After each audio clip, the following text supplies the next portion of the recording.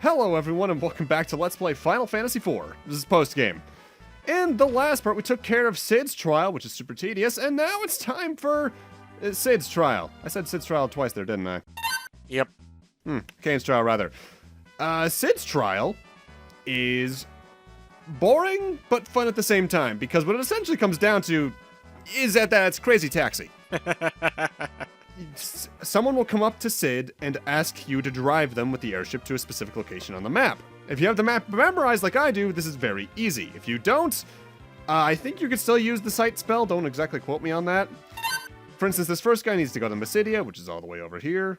I believe the next person needs to go to Troya, and you have about a minute to do that. From there, I think it's to Fabul, and you have 40 seconds. From there to Kaipo in 35, and from there to Agart in 30. This comes down properly just to routing yourself around the map well enough, remembering how to loop around the map correctly. And the thing that makes me laugh about this trial the most, Cid realizes by the end, these people are just using me. Well, goddamn. Oh, well. Pretty impressive, though, that you can get across the world in, what, 30 seconds? Yeah? Yeah. Pretty small world. Actually, I think it is one of the smaller Final Fantasy worlds. I want to say one of the larger worlds in Final Fantasy might be 5, but that also has 3 different world maps. So that's a little bit conflicting in that as it is. What, you mean 14 is the largest world map? Honestly, we have such a weird sense of scale with that it's hard to tell. Fair. Like, that's one of the few games in the series where we have, like, meters of distance, measures of distance with yalms and malms and all that. But we don't know exactly how wide every area is unless people have gone in depth with measuring that because they're freaks of nature, and you know what? I love them for it. I mean, it wouldn't take that long because, like, you have skills that send you 10 yalms forward, or whatever it is. Yeah, like, a Dragoon could probably get a good measure of the map just by consistently using elusive jump. Yeah. That would take forever. Yeah, it would take forever, and it would be tedious, but it would still give you an answer. Oh, also, tricky thing to do here with the Kaipo area. Because the airships can't land on the desert, you have to make sure you land as close as you can, but you still have to walk across the entire thing. Thankfully, there's no random encounters. Kind of surprised there aren't, honestly. That seems like something the game would throw at you with a timer inside the battle as it was. Yeah. And this is probably the biggest case of, alright, I understand the scenario and how it relates to Cid, but what does this do for his character? Also nice walking back into the city there.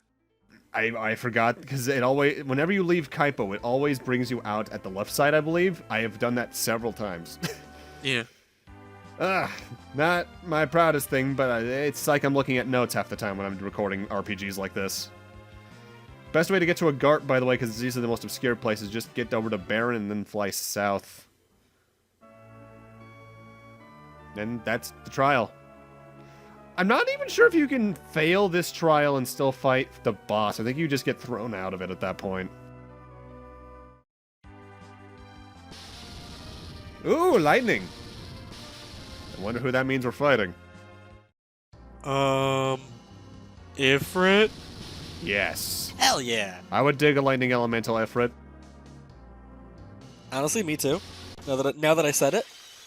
But no, it's time for Lunar Ramuh. Alright, Lunarama, strategy you want to go for here, starting off, by the way, is Spider Silk from the start. You're going to want to have any black mages you have, be it Rydia or Porum, use Flare. Haste up Palom, just so she can keep the healing up. Same with Rosa if you have her. Kane, if you have him, should jump. Anyone else should just go all out or heal, depending on what the role is otherwise. And as for Lunarama's stats, 90,000 to HP, 65,000 experience points, 65,000 gil, absorbs lightning, so don't use that on him. Shocker. And I think his own... God, no! No! Yes! I think otherwise, if you bring in some lightning elemental equipment, this can be really good, because I think all of his attacks are lightning elemental, so if you just have something that resists or absorb it, I forget what male does it off the top of my head, but it would be good for this.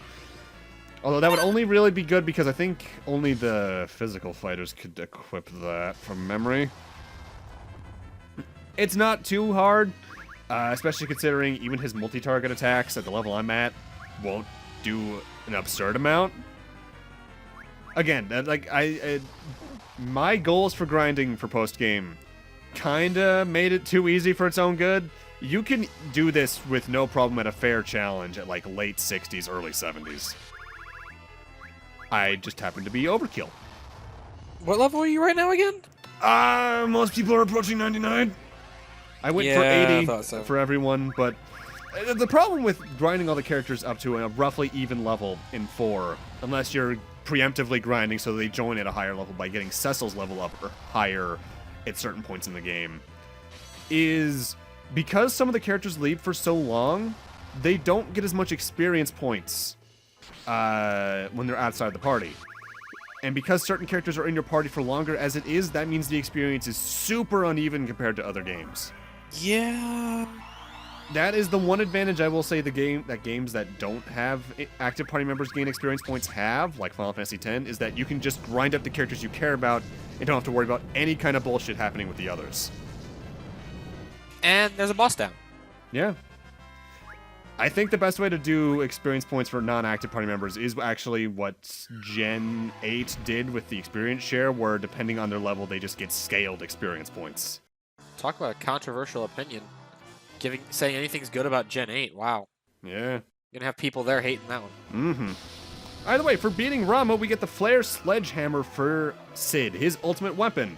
Like Cecil's Lightbringer and whatever the name of the lance we got for Kain last part is.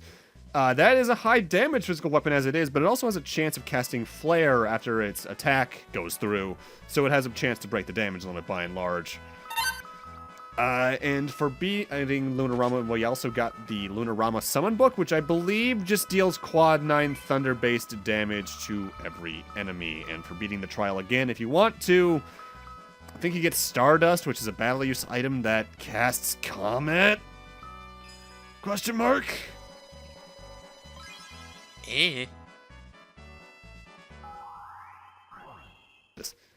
Either way, since I already went through every floor of the people we had in my party as it was, now we're going through with the quote-unquote final party for the Lunar Ruins. I'm gonna do one more party reshuffle for the final super boss, but for right now, the only trial left is Palom and Porums. And you need to have both twins in your inventory in order to do this. Party? Yeah. Having the twins in the inventory, huh? What the Kyle. Kyle. What is with me today, man? I don't know. A little out of it. It happens. Yeah, it happens. Here's what everyone's looking like. Abel's Lance. That was the name of the Lance. Okay. Also, something I forgot to mention. Sid's section is a little bit unusual in that it's one of the few that has less than 5 floors. I think Sid's section only has 4 floors. Huh. I think this floor only has the enemies from the final floor of the final dungeon, because it's reused from there. Oh, hey, a Mega Elixir. And this is Tonal Whiplash. Okay, there we get the Caesar's Plate, though. That is the ultimate armor in the game for Cecil. Not only does it have high defenses, but I believe it reduces damage from both holy and dark elemental attacks. And I want to say the final boss uses a lot of those, or at least of dark. Interesting for something that reduces holy and dark. Yeah, that's not usually something you see too often. Usually it's either one or the other, or all elements. Yeah. Make sure to cast Float on this floor, because otherwise you're taking chip damage. Also, at this point, even though I haven't started editing the commentary stuff yet, I've already figured out what I'm going to do to make sure you can tell what floor I'm on. I think I'm just going to put character name, number/letter in the top right whenever I'm on one of those floors. Okay, makes sense. Either way, welcome to the final standard trial, the one for the twins. This is an interesting one in concept, because games have done this sort of thing before. Final Fantasy VI actively has dungeons that are like this. I just think it's uninteresting because the puzzle solving is very minimal, and there's all the enemies that you encounter in this one are from like the first 5 dungeons in the game until the actual boss fight. Because what you have to do here is Palom and Porum are going to split up and go into different halves of this trial, and you need to swap between them, getting certain status elements on yourself to go through certain passageways to press switches to open doors for one or the other. Superstar Saga. Actually, very apt comparison. Superstar Saga, the Phoenix Cave from Final Fantasy VI, the final dungeon period in Final Fantasy VIII. A lot of super old enemies in here. In concept, I like this. I just think it's pretty bare. Like, say, you could bring in a full party with each, and you had to make sure you could correctly balance your magics. That could be interesting. Or say every battle in here had you have to defeat it in this many spells with this character. That could also have been cool. Otherwise, Also, very strange they decided to play the Calcabrina theme here. I will say, this is definitely the one-time status ailments are ever useful. Actually, kind of a revisit to a concept from, I don't know why my throat's coming out today. Reused concept from Final Fantasy 3 now that I think about it. Because you've never played 3, right? Correct. Final Fantasy 3 had a couple of dungeons where you could only enter and do anything in them while under certain status elements. Like, there was an entire dungeon where you had to be mini. Okay, interesting. And that was really cool. I really liked it. There was also an entire village you could only enter when minied. Or at least see the people while you were minied, because I think the impression was that you were shrinking down. Either way, 3 had a lot of neat concepts that I wish later games would revisit. In fact, some did. Final Fantasy V took that job system and ran with it. Definitely made more of them useful, that's for certain. Pig. I do find the fact that Toad is prioritized as a sprite over Pig funny, though. I can't help but wonder what kind of layering goes on with that. I mean, when was this game made? Given that this was new to the advanced version, 2002? I'm not surprised that there was the layering or whatever. Wait. Well, I forget, because I've never actually had Toad and Pig in the same time in the original 4. Because I forget if Marlboros can do that. Yeah. But the original 4 was released in, I forget if it was 1990 or 1991. Super early Super Nintendo compared to the music that we're hearing, though. Which is, God, Nobuo Uematsu, I love you. Thankfully, they don't make you fight the boss we're eventually going to find here, as just Palom and Porum with all the status ailments. Because that... It'd be funny. Yeah, well, it will be funny, but that would be hell. Yeah, I don't think it would work out too well, huh?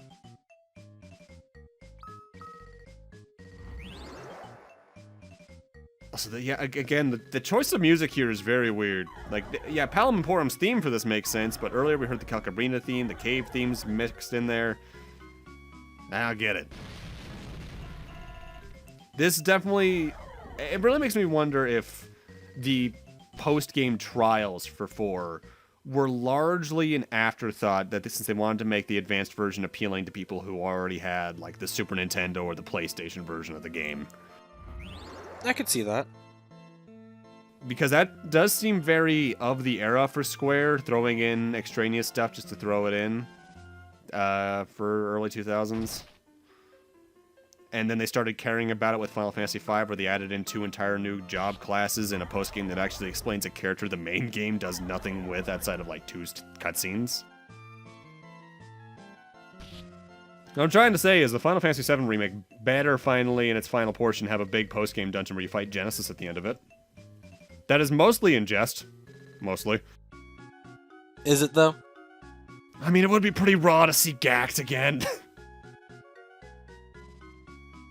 Just a J-Rock song playing over the final super boss. Oh, God. Because that dude did 2 entirely original songs, I believe, for Dirge of Cerberus. Longing and Redemption. Oh, really? Yeah, real good songs. Honestly, the ending of that game is the entire reason I go back to it, because even if it plays like nothing, because like you can just aim at the final boss and just mash while moving left, and you'll never get touched. Basically, it visually it's like, ooh, this is cool. Plus, Omega actually gets to be cool in the game. Now, I brought the Thor's Hammer back on Sid there for a very particular reason. The next boss is Lunar Leviathan, who is in fact weak to lightning. Yeah. Let's see, 135,000 health. For some reason, 16,875 MP. For whatever reason. 65,000 experience, 65,000 gil, and like was said, weak to lightning. Drops the same standard thing, the Lunar Leviathan book, which I believe does quad 9 water damage to all enemies. Alright, base strategy for this fight, largely the same as usual. You're going to want Kane to jump from early on. Whoever is next after that to use a Spider Silk, any Black Mage you have, so in this case Palom, should be using Thundaga. Since Sid has the Thor's Hammer, I wanted him to use a Bacchus Wine because that'll not only increase his speed slightly because of the Berserk status, but it'll also Berserk him, meaning his attack is increased anyway. Shocker, you want the Dragoon to jump. Wow. I know, right? Hey, it's like it's the highest DPS you can get with them. Porum we want to heal, but we want to keep someone near critical HP, even though I'm not doing the best job of that. Because only when someone is at critical does Lunar Leviathan tend to use Tidal Wave. Because the strategy Lunar Leviathan tends to use is use Maelstrom here to lower you down to critical, and then follow up with Tidal Wave to kill you in 2 moves. This is also why you have Kane jump, so you can potentially avoid this, as he has here. Because any potential survivability I can get, I will take. Yeah. Seeing everybody brought down to single digits isn't the best. Oh, I know. God dang it! You constricted my Dragoon. Dick move. Oh no. Whoa. Hurt the Dragoon. No, don't hurt the Dragoon. We're key DPS. Wheeling thrust. Just go lay on the floor already. He's not Edge. That's the ninja in this game that does that more than anything. That's mostly just because he does not have the defenses to be front lines. I distinctly remember the point, and when I was playing, I think the PlayStation version, I realized I should just put Edge in the back row because he's eating shit. And after I realized that if you have a boomerang in one of his hands, his entire attack counts as long range, that's when he became a good character. And there's Lunar Leviathan. Yeah, because of the frequency in which it can use Tidal Wave, potentially one of the more dangerous Lunar Eidolons. But like Palom said, you can handle it no problem if you've gotten this far. It's the last trial. You've been through everything at this point. With that said, despite this being the last trial, we are not done with the Lunar Ruins yet. There is one set of floors left after this. Also, we got the Twin Stars there. That is a set of 2 accessories, one for each twin. They raise their stats normally as it is, but when both of them are in your party and have the Twin Stars equipped, their dual cast becomes a guaranteed Twin Meteor, which, super high damage. I forget if it does more than 1 hit in this game, though, so it might not be the most worth it for its cast time. It's cool, though. It actually became a pretty common spell moving forward in the series. Like, I think that's a dual tech they can do. Well, that's not what it's called. But it's basically a dual tech in After Years, and I think there's a add-on for that in 3D. Either way, I believe now we're in the final set of floors. That was a weird way for me to do the transition. I didn't walk up. Either way, the final set of floors has some of the best treasure for you in the game, be it some of the best whips, some of the best equipment, but it also has one of the most dangerous encounters in the game should you run into the floor for it. Or wait, no, that wasn't from the final set. Now we're here. Okay. You can tell it's been so long since I edited this that I'm being flabbergasted at times. Oh, the first damn floor! Surprise! This is the floor with one of the 2 super bosses in the game, that dragon right there, Brachioraidos. You don't need to fight it if you get this floor, though. You can just walk past it. With that said, this area is laid out like a giant square, with a giant room like this in each of the 4 corners. If you walk past it, it'll just try to teleport into one of the other ones to follow you. Brachioraidos has 180,000 HP, 65,000 XP and gil, no elemental weaknesses, no status effect immunities, and the big problem with this thing is its moveset. Because it has just about there? Well, that and its general moveset, because it has some of the most dangerous spells in the game. My main strategy is have Kane start on attacks, Spider Silk whenever I can early on, and then get Blink on anyone that's hurting. If you have Edge, you could also use, I believe, his Mirage spell to do this very quickly. From here on, the base strategy is going to be Palom will use Flare, Haste will go on everyone to keep my DPS up, and when he eventually starts counting down to not attack, because he counts down to a Mega Flare. At that point, you're going to want to start mass casting Reflect to keep the Mega Flare from hitting you. You can use any Lunar Curtains if you have any to make that easier. And from there, it's just keep your DPS up and it's over. With that said, in the case you decide to be ballsy/stupid and attack him in the middle of his countdown to Mega Flare, you will die. Because what he does then is a very particular script of attacks. I'm trying to get the exact list up here. Alright, here we are. Don't you not want to have the ultimate weapons on some people too? Not quite. Oh, I thought it was like, because it can sometimes cast a spell that will reflect back on you or whatever. Oh, well, that too, but that's only if he has Reflect. Which, speaking of which, if you interrupt his Mega Flare cast, he'll cast Protect and Reflect on himself, and proceed to bounce off Faraga, Blizzaga, and Thundaga of himself immediately. And after that, if anyone's surviving, he'll bounce Bio, Holy, and Flare off. So he has a die counterattack. So as long as you handle this fight patiently, it shouldn't be too bad. I honestly think Final Fantasy IV's super bosses, be it this one or the one we fight next part in the final part of the postgame, are some of the easier super bosses I've fought ever, really. Because it's not Penance, it doesn't have the length of that. It's not any like the Savage content in 14. It's not Omega Weapon in 5 or 8. It's not Ozma. Specifically Ozma. It's not even the Adamantoise from 15, the giant goddamn mountain. Which, as many problems as I have with that game, that was really cool. Fair. With that said, you do want to fight this thing at least once if you're going for 100% bestiary, because no shit. But also because you get a very good reward for this. For beating him, you get a guaranteed drop of the Hero Shield, which in this game changes any elemental resistances you have into absorption. Nice. Extreme stat buffs to all stats, and think like plus 15 in a game where the max of a stat is 99. And it can be equipped by anyone. In fact, I think there's a strategy some people do with Yang in this game, where, because in this game I believe Yang's claws are just elements. No, actually no, they're not. I'm thinking of Sabin in 6, where the claws are just elements, I think. You can dual wield them with him, and he'll just attack with his bare fists outside of that, so he just has extreme defenses.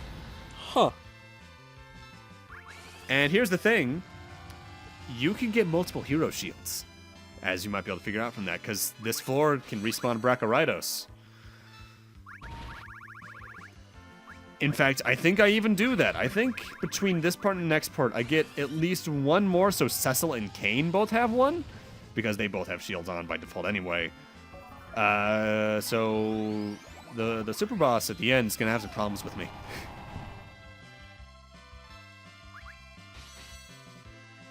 Oh, also, I forgot to mention, if you redo the Lunar, the Palom Emporium trial, you don't get the Twin Stars again, obviously. You instead get a Golden and Silver Apple, so quick and infinite potential HP raises.